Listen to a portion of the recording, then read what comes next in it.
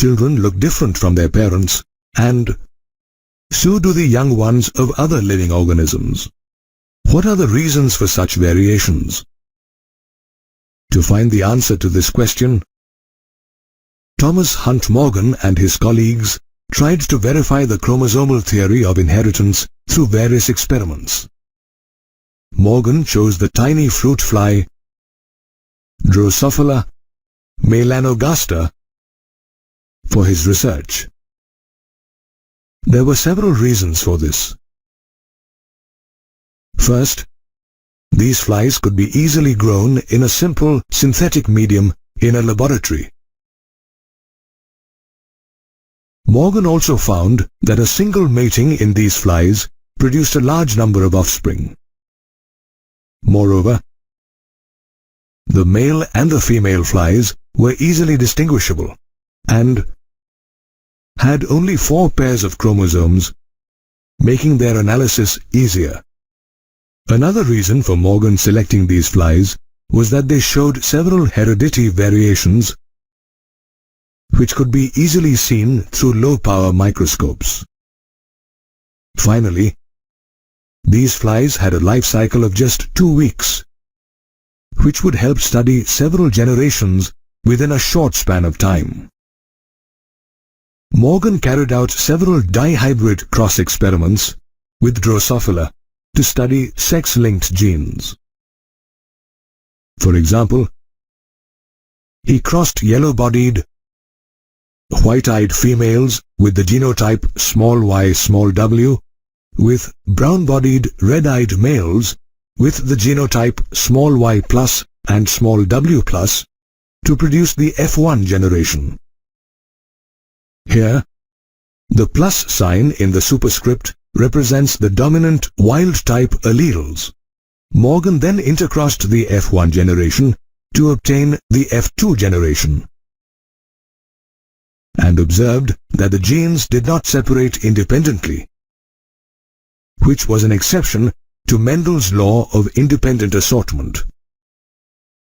Morgan and his colleagues knew that only the X chromosome bear genes. Furthermore, they noticed that during a dihybrid cross, if 2 genes lie on the same chromosome, then the proportion of parental gene combinations, that is, y/w and y+w+ in this case, was much higher than non-parental gene combinations or the recombinant types, that is, y+w and y/w+. Morgan found that this was due to physical association or linkage, which describes the tendency of certain genes to be inherited together and their ability to retain their physical combination in progeny. Genes which are located on the same chromosome and that are inherited together are known as linked genes.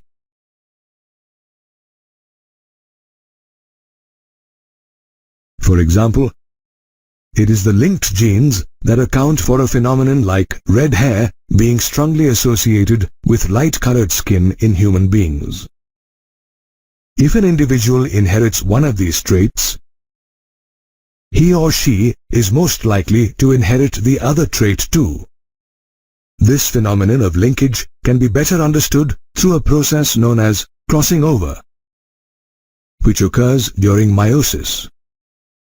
During the Pachytene stage of meiosis I, sections of a chromosome usually intertwine and exchange genetic material between non-sister chromatids of homologous chromosomes. This process, where chromatids of a homologous pair exchange segments between them, is known as crossing over.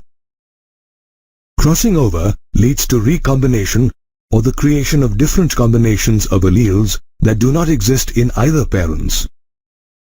And hence, it is one of the most important events that lead to variations in offspring. Another fact discovered by Morgan and his colleagues was that the likelihood of 2 genes separating during crossing over was proportional to the distance between them. In other words, the closer the genes, the more likely that they will stay together. And the further they are, the more likely that they will separate. Now, let's consider another experiment conducted by Morgan, where he crossed white-eyed miniature winged females with the genotype w with red-eyed normal winged males with the genotype w plus m plus.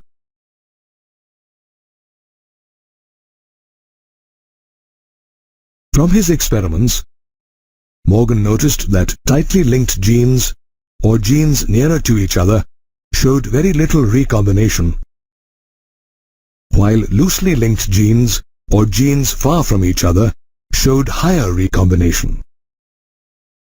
For example, the yellow and white genes showed a recombination of just 1.3%, as these genes were tightly linked, while the white and miniature genes showed a recombination of 37.2%, as these genes were loosely linked. This linkage and the frequency of recombination of genes on the same chromosome were used by Morgan's student Alfred Sturtevant as a measure of the distance between genes to map their position on the chromosome. For instance, in the experiment we just saw, it is only through mapping that we learnt that genes y and w were located close to each other, and genes y and m were farther apart. Today, genetic maps are being extensively used for linkage studies and analysis, and are a key tool for genome sequencing or discovering the location and identity of genes. Thus, Morgan's experiments on linkage ruled out Mendel's law of independent assortment when linked genes are considered.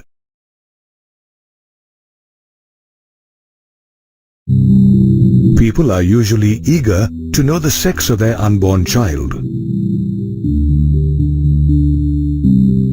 Today, advancements in genetics have made it possible to determine the sex of an unborn child, though the practice is illegal in many countries, including India.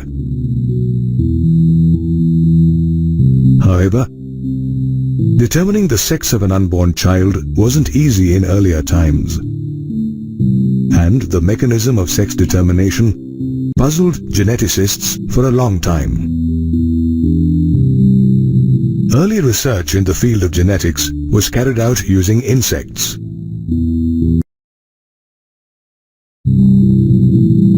In fact, the development of the chromosomal theory of sex determination took place through cytological studies carried out on insects. Today, sex determination in human beings and several other animals is done with the help of specific chromosomes.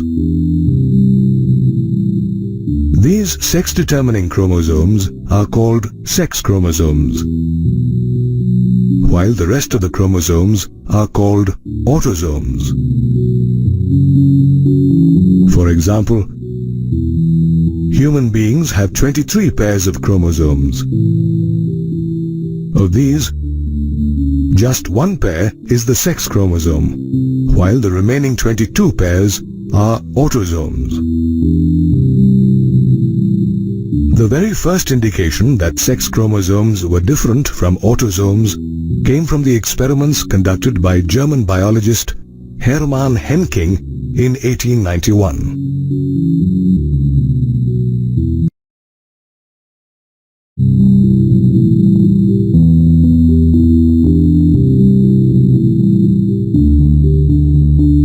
Henking noticed a specific nuclear structure in a few insects during spermatogenesis.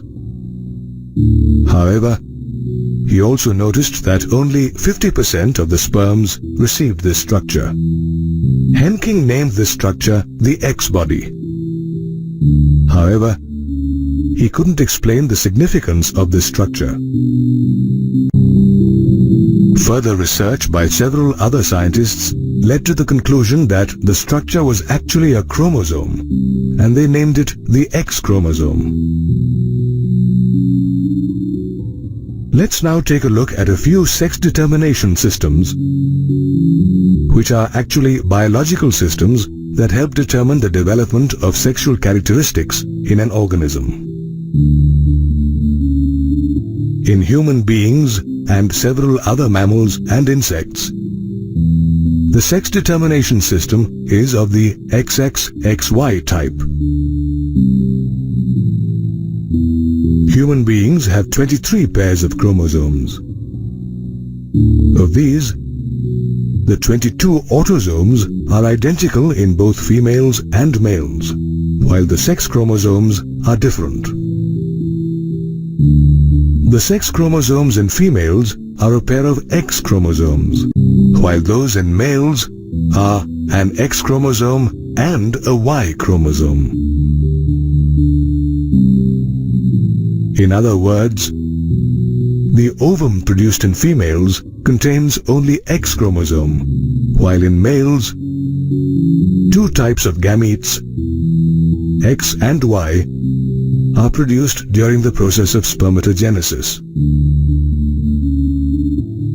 Of the total sperms produced during spermatogenesis, 50% carry X chromosomes, while the remaining 50% carry Y chromosomes. And there is an equal probability of fertilization of an ovum with a sperm carrying either of the chromosomes.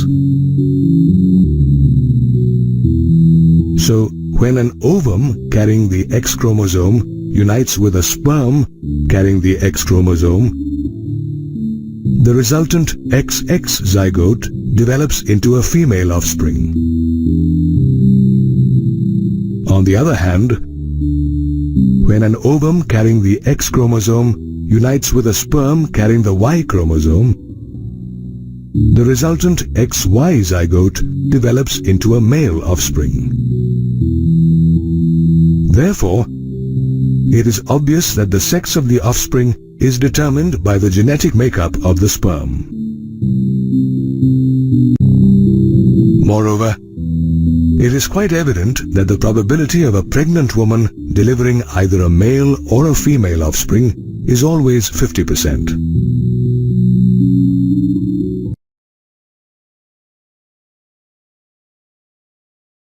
Another mechanism of sex determination is the XXXO type,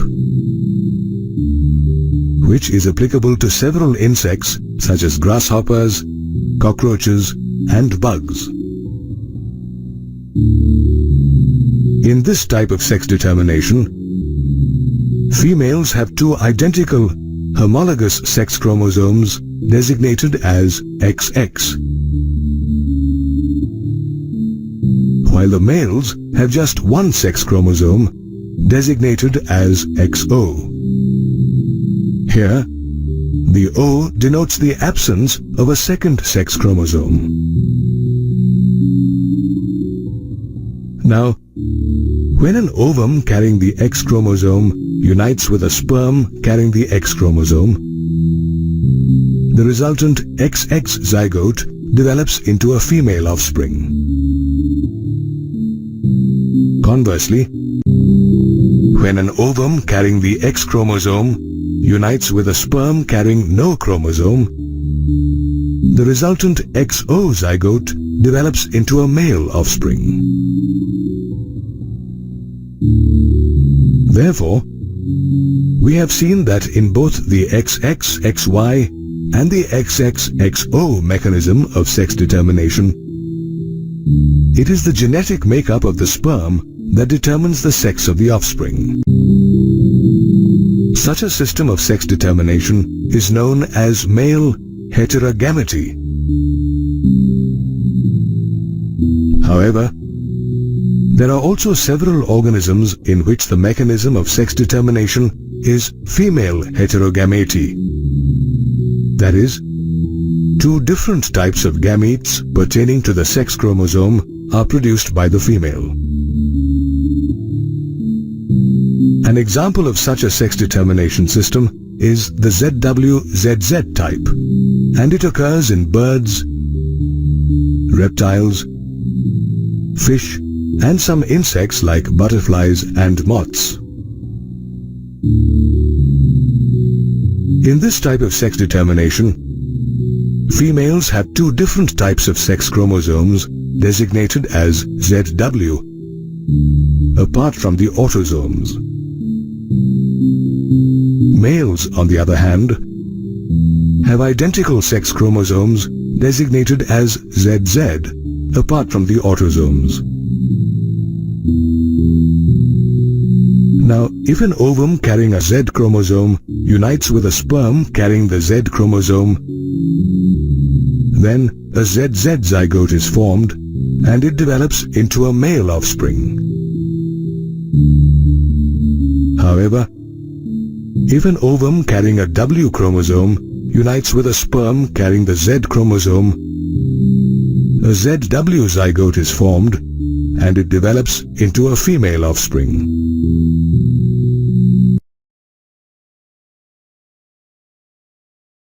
Another example of female heterogameity is the ZOZZ type of sex determination seen in some butterflies and moths. In this type of sex determination, females have only one sex chromosome designated as ZO. Here, the O denotes the absence of a second sex chromosome. Males, on the other hand, have two identical sex chromosomes designated as ZZ. Therefore, if an ovum carrying the Z chromosome unites with a sperm carrying the Z chromosome, the resultant ZZ zygote develops into a male offspring. However, if an ovum containing no chromosome unites with a sperm carrying the Z chromosome, the resultant ZO zygote develops into a female offspring. Thus, as soon as the zygote is formed, the sex of an organism gets fixed, and it can be determined by analyzing the composition of the zygote. These are a few images of people suffering from various hereditary disorders. A hereditary disorder is a condition that is genetically passed on to one's offspring. For a long time, human beings have been aware that certain disorders are passed on from one generation to another. Yet it was primarily after the rediscovery of Mendel's work that studies pertaining to the inheritance pattern of traits in human beings began. However, due to certain scientific and ethical reasons, it was not possible to carry out controlled crosses in human beings as in certain plants and animals. In such a situation, the only alternative was to study a family's history to understand the inheritance of a particular trait. Such a genetic analysis of a trait that is traced through several generations of a family is known as pedigree analysis. This analysis plays a very important role in tracing the inheritance of abnormal traits. A pedigree analysis involves using a pedigree chart with standard symbols to represent the inheritance of a particular trait. A few of these symbols are as shown. The standard symbol representing a male is a square, and that for a female is a circle. A rhombus is used in case the sex is unspecified, and a filled square, circle, or rhombus is used to represent an affected individual. Mating is indicated by a single line, and mating between relatives by a double line. Parents are placed above and children below, as shown. However, a parent with a disease-affected male child is represented differently, and 5 unaffected offspring are represented by a number within the rhombus.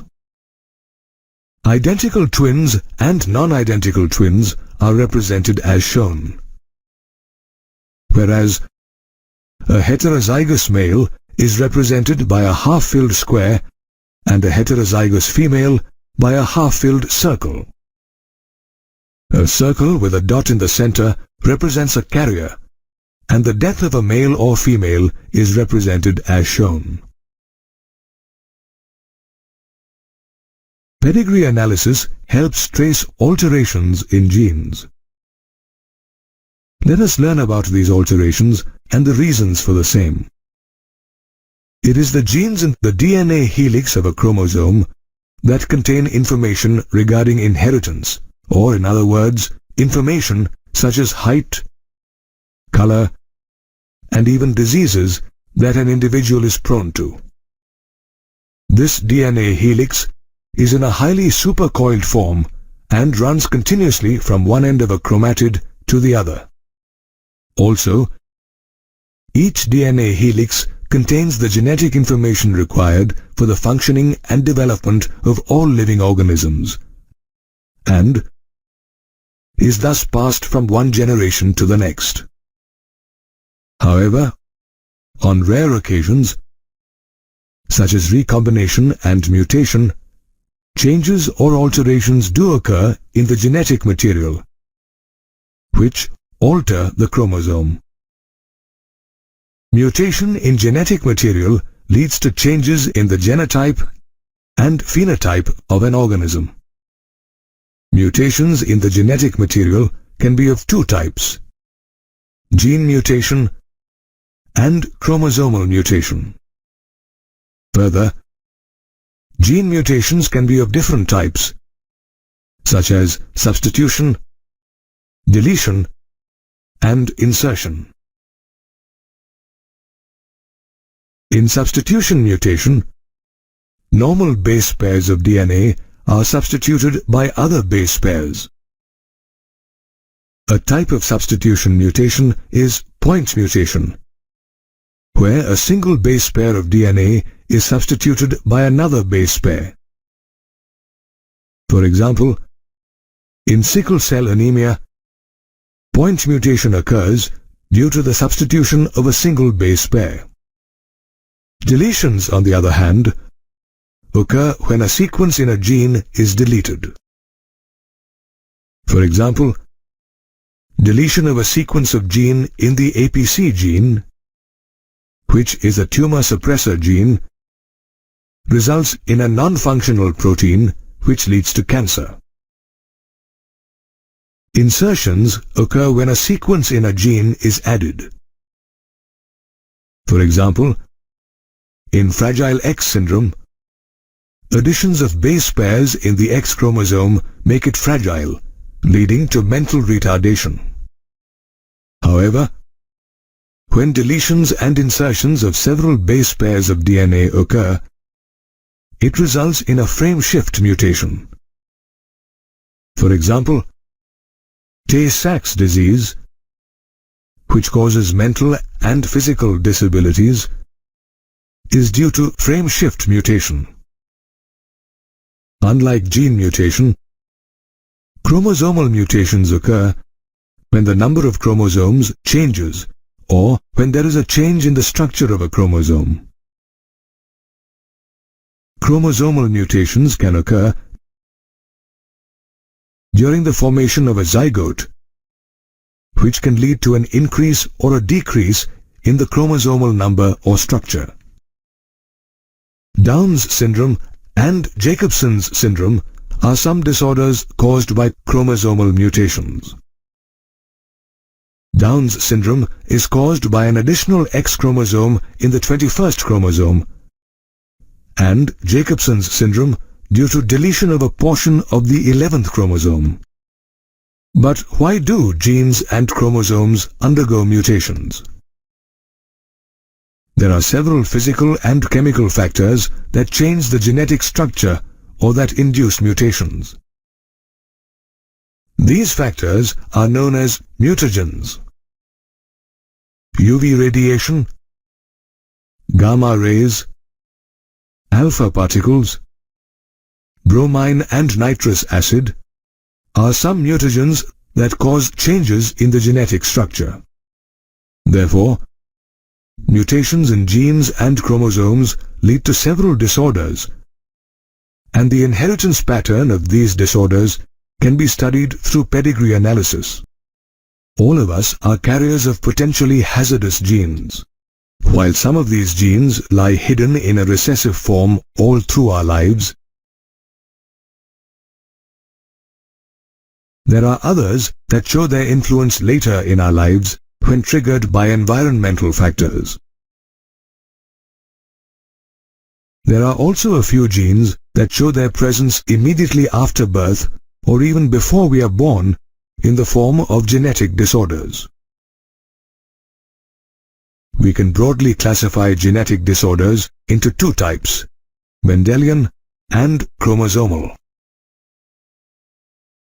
Mendelian disorders include genetic disorders caused by alterations or mutations in a single gene, as in thalassemia and sickle cell anemia. While chromosomal disorders include genetic disorders caused by an excess, absence, or abnormal arrangement of chromosomes, as in Down's syndrome and Turner's syndrome. Let's now learn about Mendelian disorders in greater detail. The mutated genes that cause Mendelian disorders follow the laws of Mendelian inheritance. These disorders can be autosomal recessive, autosomal dominant, X-linked dominant, or X-linked recessive. Some Mendelian disorders are cystic fibrosis, hemophilia, thalassemia, sickle cell anemia, and phenylketonuria.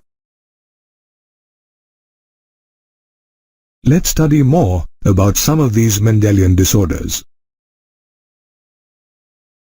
Hemophilia is a genetic disorder that impairs the body's ability to coagulate or clot blood when a blood vessel breaks. This disorder occurs when a single factor from the several factors involved in the process of coagulation is affected. It is a sex-linked recessive disorder inherited through the X chromosome, and the possibility of a male offspring inheriting this disorder is greater than in females.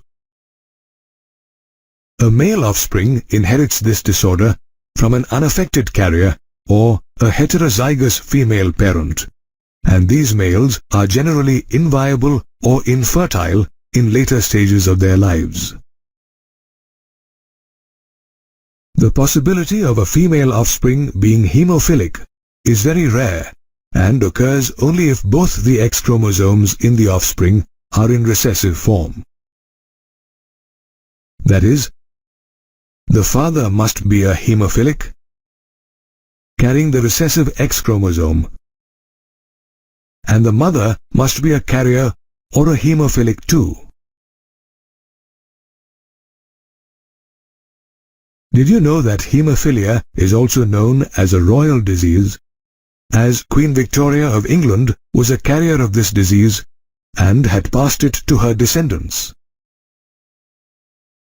Another widely studied Mendelian disorder is sickle cell anemia, which affects red blood cells or RBCs. It is a lifelong disorder where the RBCs turn into a rigid sickle shape which reduces their flexibility, thereby leading to several health complications. This disorder also reduces the life expectancy of the affected individual.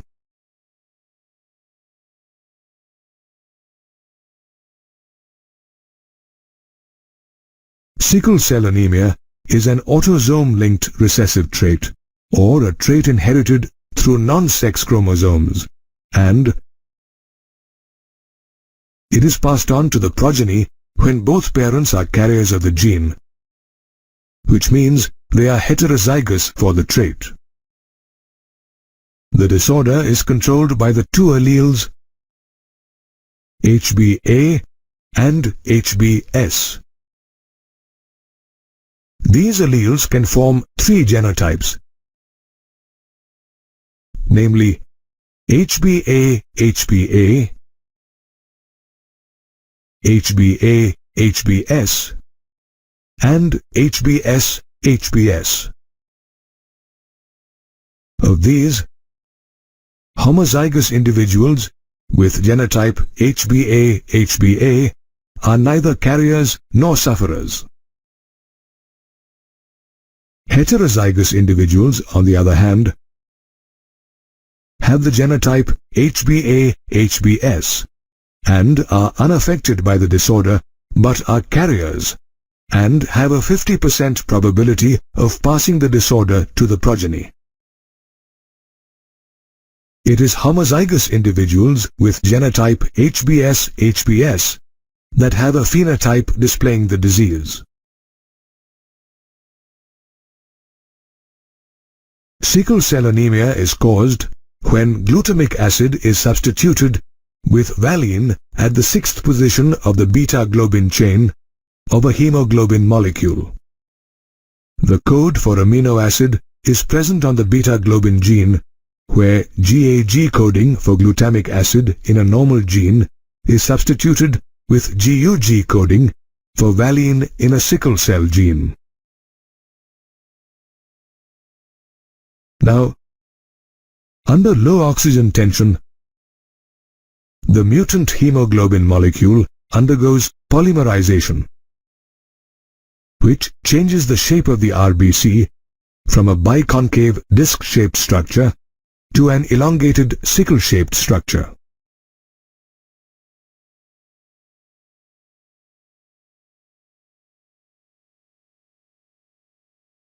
Sickling of RBCs obstructs the blood vessels and reduces blood flow to different organs of the body, leading to an anemic condition.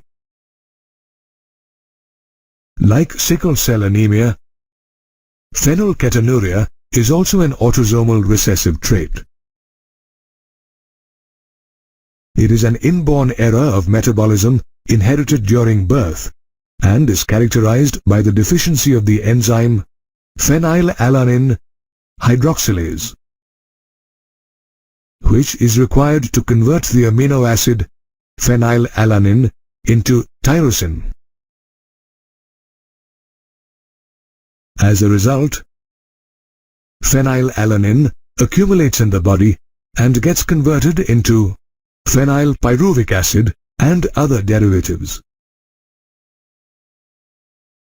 Phenylpyruvic acid is even detected in the urine as the kidneys fail to absorb it.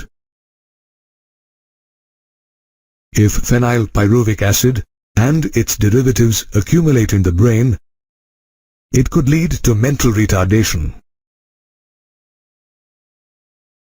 To avoid such a situation, a diet low in phenylalanine is usually recommended for patients suffering from phenylketonuria. Thus, Mendelian disorders occur due to a mutation in a single gene, and a pedigree analysis helps determine the trait in question. Take a look at this family photo. Can you see that the color of the child's eyes is blue, just like her parents? Now, take a look at this picture. Here, the child has light brown hair, while that of his parents is black.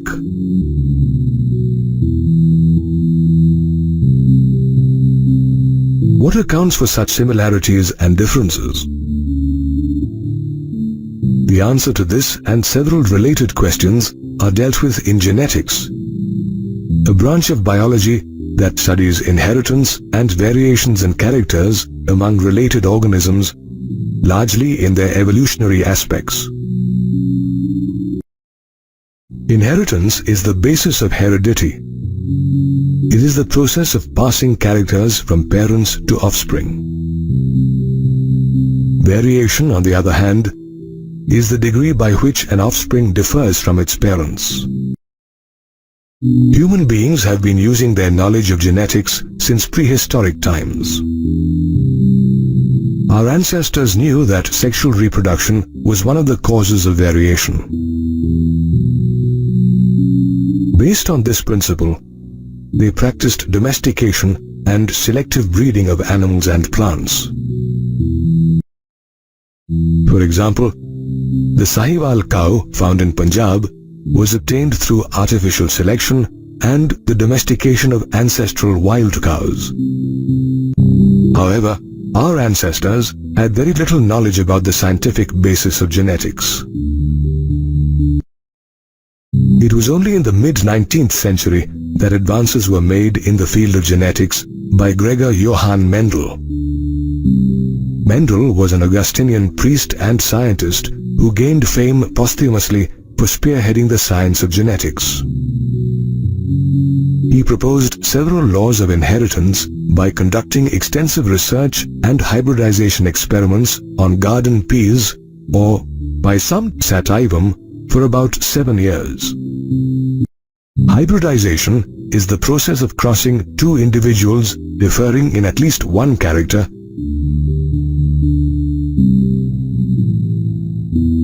resulting in a hybrid individual.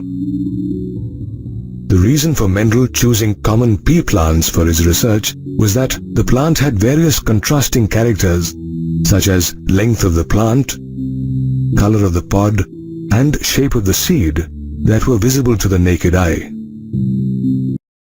Moreover, self-pollination as well as cross-pollination was possible in these plants, and crossing between these plants could be controlled.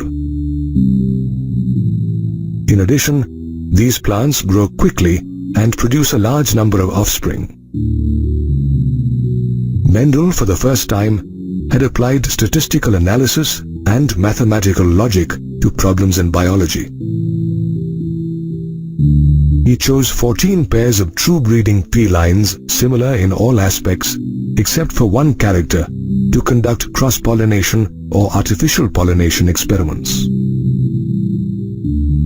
A true breeding line exhibits stable trait inheritance and expression for many generations due to continuous self-pollination. Round or wrinkled seeds, yellow or green seeds, green or yellow pods, and tall or dwarf plants were some of the contrasting traits chosen by Mendel. The use of true breeding lines helped Mendel create a basic framework of rules relating to inheritance, which were later expanded as scientists discovered new information pertaining to genetics.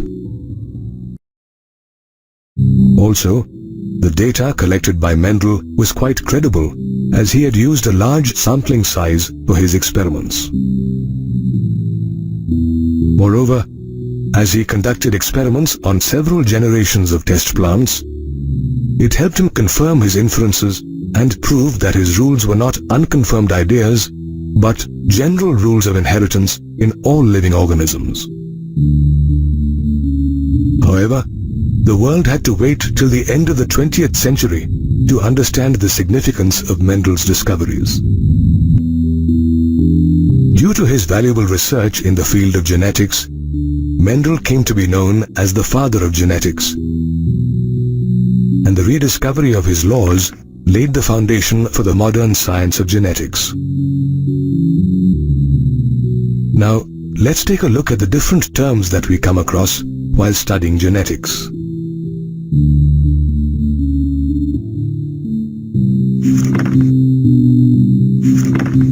A gene or a factor is the functional unit of heredity material, that is, DNA. In other words, it is a unit of DNA that is responsible for the appearance and inheritance of a character. The alternative form of a gene located at a specific position on a specific chromosome is known as the allele. It governs the trait of an individual and is generally represented by a letter. A trait can be defined as a distinct variant of an organism's phenotypic character, which may be inherited or environmentally determined.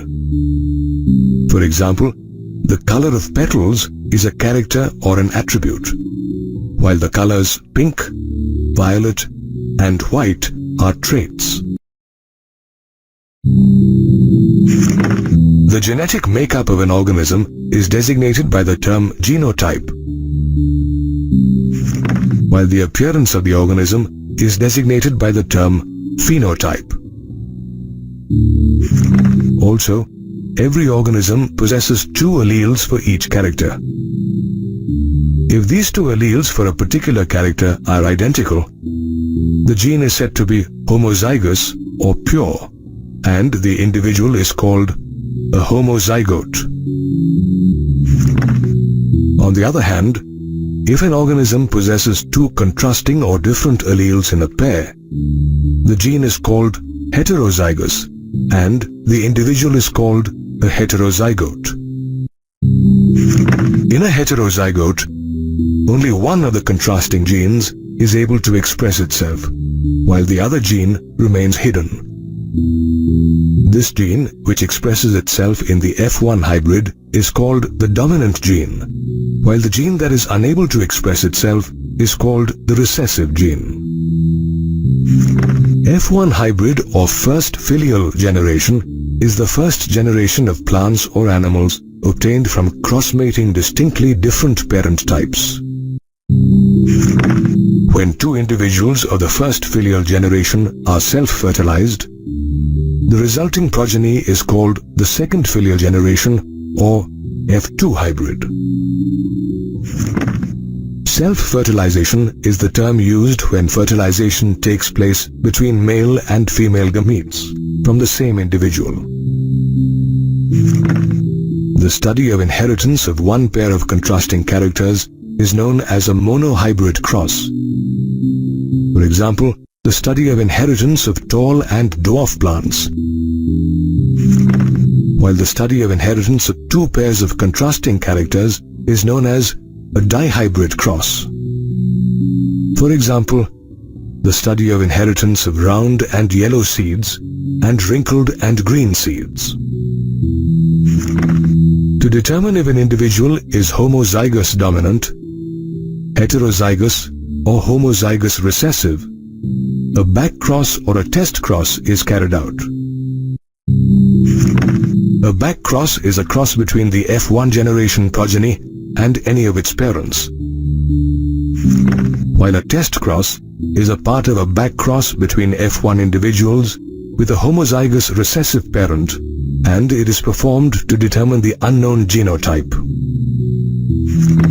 Thus, genetics explains how traits are passed on from parents to their young ones, and the principles governing genetics were discovered by Gregor Johann Mendel, the father of genetics.